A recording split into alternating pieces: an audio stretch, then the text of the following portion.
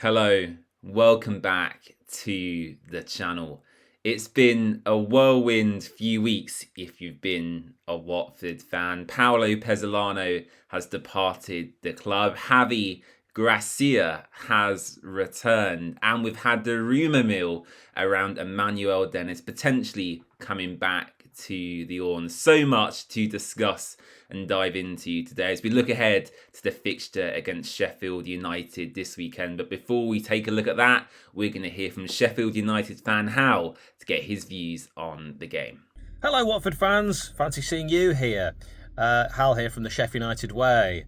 It's not going the way that we would hope. We have been absolutely dreadful and not enjoyable to watch. Our form is horrendous. The Hull game was really disappointing. We probably played better than Hull, but we lost 1-0 and never really looked like scoring. I do actually think that it'll probably be a very similar lineup. I'm not sure Chris Wilder's got too many options. He might want to think about tinkering with the formation, change things a little bit, because it just isn't really making much of a difference. Sort of almost everything he's trying isn't really working. And that Wilder connection with Watford, you probably know. You probably know that Chris Wilder sometimes can be stuck to and wedded to a formation. Well, he hasn't always been that way with us, and it'll be interesting for him going back to play against Watford. And I know that Watford fans didn't love him, but we do. Not all of the fan base. You never get everyone in agreement. But it's always fun when you play against a former manager. I think if you look at the side that we played against Hull, Cooper, Tanganga, McGuinness, me, Ogbene, who's been hit and miss. I think is really a good player there, but not always the end product.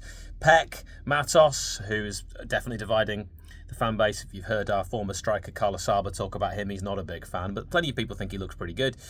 Sam McCallum, who came in for Harrison Burrows, who's going through a bit of a tricky patch of form. Callum O'Hare, who probably should do more. Certainly in his time at Sheffield United, I would have expected more goals and more assists.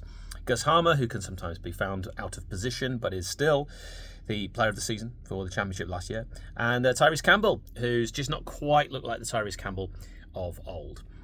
I would love to say that we're going to really kick on and get things moving and start to push up the table. I think it's going to be a really, really tough game. Watford, with what goes on with their former manager, new manager, old manager coming back, just managers in general with Watford, it's always a revolving door, which interesting actually seeing the code of the door is actually still the same. I saw that on a recent video. So I'm going with 1-0 Blades. I don't know why. I constantly predict us to win, and I'm often ended up looking pretty silly, and it doesn't really make sense with everything I've seen. The evidence suggests Watford should probably get a draw in this one, but nope, I'm going to stick my neck out. And it's a pretty sizable neck with a ridiculous Adam's apple, but that's what I'm saying. Once again, a big thank you to Hal from the Sheffield United Way for his contribution to the match preview. And naturally, of course, he is quite pessimistic given the start to the season they have had. Ruben Sellers has departed. They've reunited once again with former Watford man Chris Wilder going in for his third spell at Sheffield United. And look, for me, there's a lot of interesting storylines actually in this game. It's of course Javi's first game back in charge of Watford. Chris Wilder reunites with his former side, and ultimately at some point Sheffield United will have to start winning games of football. They have immense quality in their squad. Hal listed off a few names there. The standout for me is of course Gustavo Harmer. He scored against Watford at Vicarage Road last season, if I remember correctly. So I think for me, the league table, 1 win in 9 games, 8 defeats. Whilst that is a terrible record, I don't think it necessarily reflects the quality they've got in their team. So for me, it's going to be a trickier test than maybe the league table is suggesting currently. And in terms of how Watford will set up with Javi in his first game in charge, I haven't got a Scooby. I've got no idea whatsoever. There's loads of formations he could go with. At Leeds, Javi played primarily in a 4-3-3 during his first spell. At Watford, we played a 4-4-2, or more specifically, it was a 4-2-2-2. He can play a back five and continue with how Paolo started the season. So lots of possibilities as we go into this game. And that is what we're going to take a look at now. Right, here we are then back on the tactics board. This has been heavily requested, so we brought it back for this match preview. And you can see my predicted 11 for the game this weekend. Now, to be totally honest with you, this could be completely wrong. I've got no idea what players are available or what Javi will go with. Of course, as I just discussed, there's so many possibilities when it comes to systems and formations. We're into the unknown at the moment with Javi Gracia at Watford, but I really am intrigued as to what he'll go with. Starting at the back, of course, I've gone with Egil Selvik in goal. It doesn't need much discussion at all. He is the undisputed number one, but it is nice to have an adequate backup, of course, in Nathan Baxter as well. So very happy with Egil Selvik in goal. No complaints whatsoever about that. The back line is very interesting, of course, because we've almost recruited in the summer with Paulo as a back five. We have so many centre-backs at the club where if we now go to a back four with only two central defenders, there's going to be so much competition for places and probably a lot of unhappy players actually who won't be receiving maybe as much game time as they anticipated. But for now, this is what I've gone with. I've gone for Caleb Wiley at left back. Of course, the Premier League loanee from Chelsea is valued upwards of £10 million on transfer marks, and he showed last season the quality he has both defensively and also in attacking areas. The cross he has on his left foot is absolutely fantastic. So Caleb Wiley for me, when fit, is a must start, although a big shout out to Mark Boller, who has had a really decent start to this season. The two central defenders I've gone with here is Max Lane and James Abankwah. Max, for me, has been a real pleasant surprise, actually. I was a little bit confused when we first brought him in from Manchester City. It's fair to say I questioned the move at the time, but actually, both statistically and watching him with my own eyes, he's been one of the best defenders in the Championship, especially when it comes to aerial and ground duels. He's up there for one of the best central defenders when it comes to those two stats specifically. So really happy with Max. He looks composed on the ball. He progresses it up the pitch very easily. Under high press situations, he looks really calm and composed as well. So Max Lane, a real pleasant surprise, and he is a must start for me. In this right centre-back position, I was really looking at three players. It was between Formosa Mendy, Kevin Caben and James Abankwah. I just don't think for Matty Pollock this would really suit him at all. So yeah, Matty Pollock maybe not going to receive as much game time as he would have liked. But James Abankwah against Oxford, for me, that's the example I'm using here, was maybe my man of the match. Of course, Ngakia got the 2 goals. We'll come on to him in just a moment. But the way Abankwah can just pick up the ball, turn and progress it up the pitch with relative ease is so great to watch. So Abankwah, for me, of course, he has a mistake in him. All our young players will do. They're developing, they're growing, they have a lot of potential. But Abankwah on his day is phenomenal. And comparing him to Kevin Caben, who I feel over the past few weeks has made a few errors in possession. Abankwah for me, alongside Max Lane, is a must start. In Ngakia, I think in the back four, he is your go-to pick. Jeremy Patrice showed under Paulo that he was one of the bright sparks in that wing-back position. I thought he was excellent, but if we are going to go with the 4, as Javi did during his first spell, I think Ngakia is the first choice you go with. And again, congratulations to Jezza for his 2 goals against Oxford. Okay, the midfield 2 or the midfield 4, you could call it, depending on how you look at it. This is where I'm slightly concerned, actually, because you look at Imran Louza and Hector Cipriani. On paper, they're both fantastic players with, again, a lot of potential. Louza really coming into his prime now at Watford. He's really developed into one of the leaders in the team. However, I do feel in a 2, physically, Louza may struggle slightly, which is why I want to actually go back to the interview Javi Gracia did with Watford and Troy Deeney. It's a fantastic watch. I would highly recommend you go and check that out. But Javi described Louza actually playing as more of a 6, which does beg the question, that we might not see this formation at all. Javi might go with a 4-2-3-1 or a 4-3-3 because he was very clear in his statement during that interview that he very much views Loser as a player who should be at the base of the midfield, and then you have more flary attacking players ahead of him who can feed the ball to. So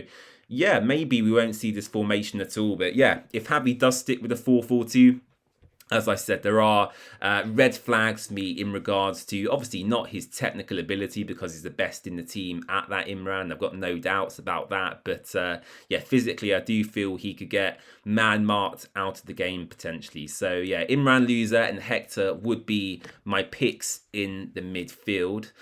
I've gone Rocco Vata out on the left and Kwadwo Bar out on the right. Rocco Vata really coming into form over the last couple of weeks. Ever since that Portsmouth game, really, Rocco has impressed immensely. So I do think as it stands currently, whilst Georgie is out injured, you want someone who can take a touch, turn and drive forward with the ball, really. And Rocco offers that in bundles. So Vata starts out on the left. And of course, Kwadwo Bar, free bar, as I tweeted before every single match with Paolo in charge. It's fair to say Kwadwo was very much underutilised with Paolo Pezzolano. And now Javi is back in. I'm sure he will use him to his full potential. So it's going to be exciting to see Kwadwo Bar running at Championship fullbacks once again. And actually, the front two is very interesting because harking back to Javi's first spell at the club, he had a big man in Troy Deeney and a little man in Andre Gray. Of course, you could also compare that to Deeney Igalo, Deeney Vidra. All them partnerships follow the same kind of mould, really. You have a big man to hold up the ball and head it on, and a little man to run onto it and score lots of goals. And when I look at Kiram Gardner Kunda, I do think this has the potential to be a really exciting partnership. And the only time we've really had a glimpse of that so far this season was against QPR at Vicarage Road. Watford won 2-1 that day. Kiram Gard got 2 goals and Nestri Irankunda assisted the first as well. So for me, Kiram Gardner Kunda as a 2 is really exciting. So let me know what you would go with in the comments section down below. Of course, lots of possibilities as we just discussed. But yeah, on paper, as it stands currently, without knowing anything else, that is probably the team I would go with. Okay, before we get into my score prediction, let's speak about Emmanuel Dennis because that story has come to a conclusion. Of course, when the first reports come out, I sat here on YouTube and gave my initial reaction to the news. And it's fair to say I was quite hesitant at the time, and it has emerged via the Watford Observer that for the time being, the Hornets have opted against bringing Dennis back to WD18. I think in summary, this is probably the right decision to make. At least for a few weeks, I would like some stability and not a lot of chaos around Watford. I just don't want chaos for the time being. I want it to be a calm, stable club. And actually, when you look at the players we have in them attacking areas, Watford are not short for options. We have Kiram Gard, Doumbia and Semedo up front. On the right, we have Kwadwo Bar, Othman Mama